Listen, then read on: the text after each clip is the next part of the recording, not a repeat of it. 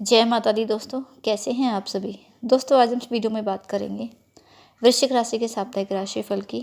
बात करेंगे 5 मई से लेकर 11 मई तक का समय आपके लिए कैसा रहेगा। इस सप्ताह में कौन से दिन आपके लिए लाभकारी हैं, कहाँ आपको सावधानी बरतनी है और समय की अनुकूलता के लिए क्या उपाय आपको करने हैं। और आपकी जन्म राशि चंद्र राशि पर आधारित ये राशिफल की जानकारी रहेगी। चंद्रमा जिस भी राशि से और आपकी राशि के जिस भाव से गोचर करेंगे उसी के आधार पर राशिफल की चर्चा होगी।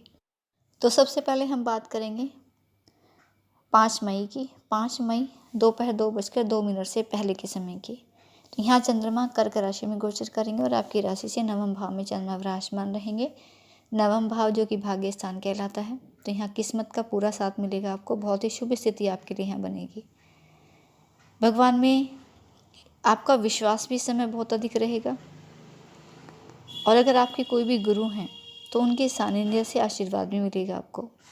धार्मिक खूब रहोगे, या तो धार्मिक यात्राएं हो सकती हैं या फिर धर्म के किसी काम से जुड़ोगे आप। चाहे आप काम के सिलसिले में जाएं, परिवार के साथ घूमने फिरने जाएं, खूब इंजॉय करोगे आप इस समय को भी और इस समय की गई यात्राओं को भी। अपने घर परिवार का, खासकर माता पिता का पूरा सहयोग आपको मिलेगा। और सबसे शानदार स्थिति यहाँ वृश्चिक राशि के छात्रों के लिए बन रही है। इस समय पढ़ाई में भी मन आपका खूब लगेगा और एक क्लीन अप्रोच आपकी रहेगी अपनी पढ़ाई, अपने करियर को लेकर, सब्जेक्ट, अपने भविष्य को लेकर। किसी मनचाहे कॉलेज या इंस्टीट्यूट में एडमिशन के लिए प्रयास भी आपका सफल रहेगा। कोई भी एग्ज़ाम है, रिजल्ट आना है तो कोई खुशखबरी आपको मिल सकती है। जो भी लोग प्रशासनिक कार्य से जुड़े हैं, शिक्षा के क्षेत्र में आप है, विदेश में पढ़ाई या रिसर्च करना चाहते हैं तो अच्छी स्थिति आपके लिए बन रही है। नौकरी में है तो नौकरी में प्रमोशन की स्थिति बनेगी आपके लिए। आपके कार्य में इस समय सफलता मिलेगी। भाग्य इस समय आपका पूरा साथ देगा। और व्यापार से आप जुड़े हैं, खासकर अगर वाणिज्य आपका व्यापार होता है तो उसमें भी मुनाफा रहेगा। आपके वैवाहिक जीवन में प्रेम संबंधों की बात करें तो मधुरता रहेगी आपके संबंधों में। एक दूसरे की भावनाओं की भी कद्र करोगे और एक दूसरे के साथ अच्छा समय भी व्यतीत करोगे। तो बहुत ही शानदार समय है आपके लिए। और अब बात करेंगे 5 मई की दोपहर 2:02 के बाद के समय की और 6 मई की। तो यहाँ चंद्रमा कर्क राशि से सिंह राशि में गोचर करेंगे और आपकी राशि से ये दशम भाव में विराजमान रहेंगे, जो कि 10वां घर ये कर्म स्थान कहलाता है।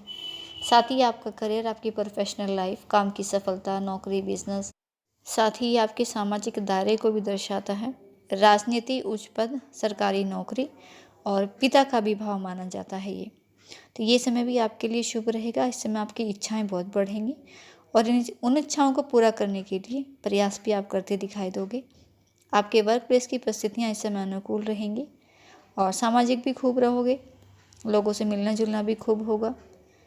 सोशल मीडिया पर आप ज़्यादा वक्त बिता सकते हैं या लोगों के बीच रहकर ज़्यादा वक्त बिताएंगे आप। आपकी वाणी में भी एक आकर्षण रहेगा और अपने काम बनाने की चतुराई आपके अंदर रहेगी। साथ ही दूसरों का भी भला हो आपके साथ, ऐसी भी भावना आपकी रहेगी। अगर आपने कोई पूर्व समय में मेहनत की थी, कोई कड़ी मेहनत आपने की थी, तो उसका भी इस समय अच्छा फल आपको मिलेगा। आप बिजनेस करते हैं, शेयर मार्केट से आप जुड़े हैं तो अच्छा लाभकारी समय है आपके लिए और निवेश करने से भी फायदा रहेगा। इसमें आपके पिता के कारण भी आपका कोई काम बनेगा। पिता से सुख मिलेगा आपको, आपकी यश और कीर्ति बढ़ेगी।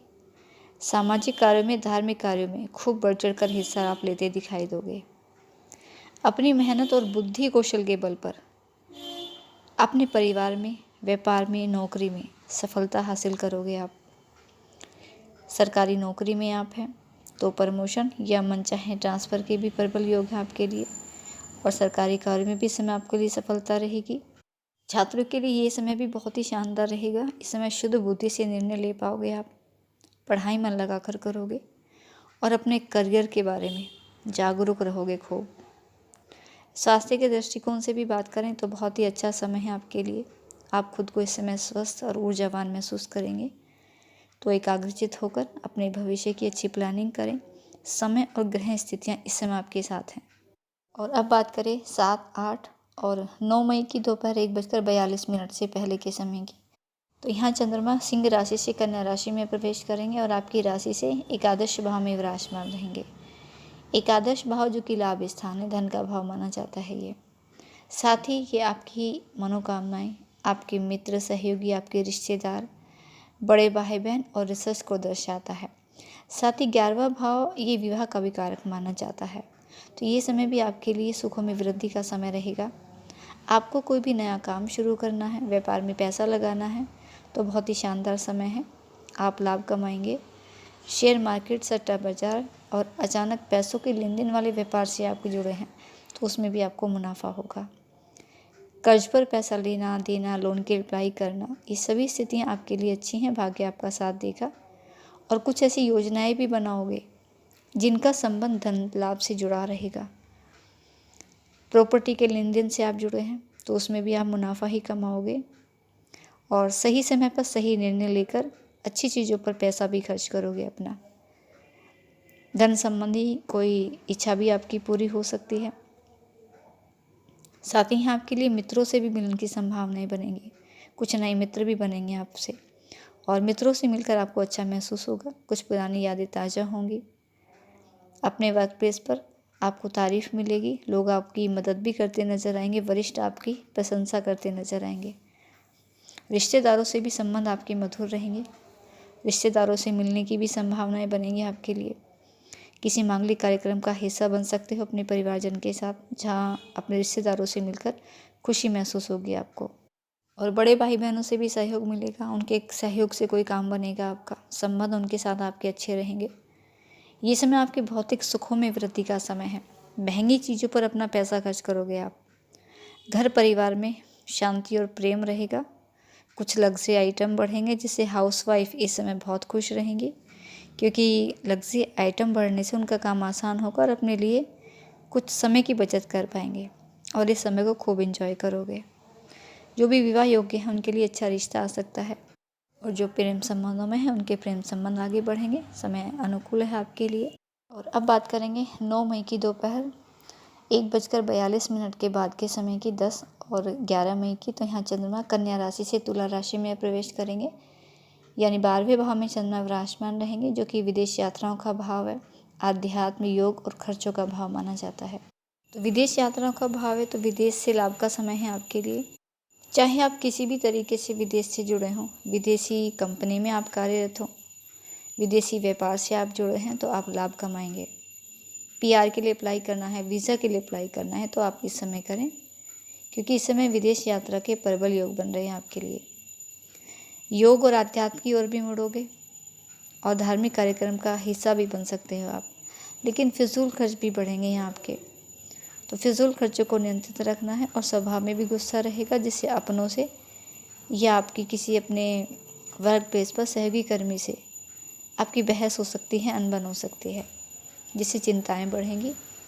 तो इसलिए अपने क्रोध पर, वाणी पर भी नियंत्रण रखें और फिजूल खर्चों को नियंत्रित करें। स्वास्थ्य का भी ध्यान रखना है आपको। ये समय आपके लिए थोड़ा सावधानी से संभल कर चलने का है, क्योंकि स्वास्थ्य भी प्रभावित रह सकता है। आंखों में परेशानी, कमर या फिर पैर दर्द की शिकायत रहेगी, तो स्वास्थ्य के प्रति भी सचेत रहें और कोशिश करें इस समय कि कोई भी बड़ा निर्णय ना लें, कोई भी नया निवेश ना करें और किसी भी नए काम की शुरुआत के लिए भी ये समय आपके लिए पूर्ण रूप से सही नहीं है। शत्रु पक्ष भी हावी रहेगा, तो शत्रु पर भी नज़र रखनी है और किसी से भी बहसबाजी ना करें। दूसरों के विवादों से बिल्कुल दूर रहें, लड़ाई झगड़ों से बिल्कुल दूर रहें, वरना आप उल्टा फंस सकते हैं। तो इसलिए कुल मिलाकर ये समय आपके लिए थोड़ा सावधानी से संभल कर चलने का रहेगा। बाकी स्थितियाँ आपके लिए अच्छी हैं।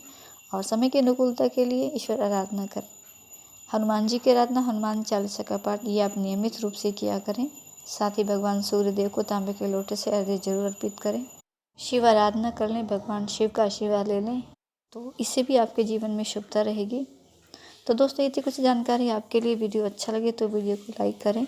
माता रानी आपका दिन शुभ रखे। इसी मंगल कामना के साथ जय माता दी।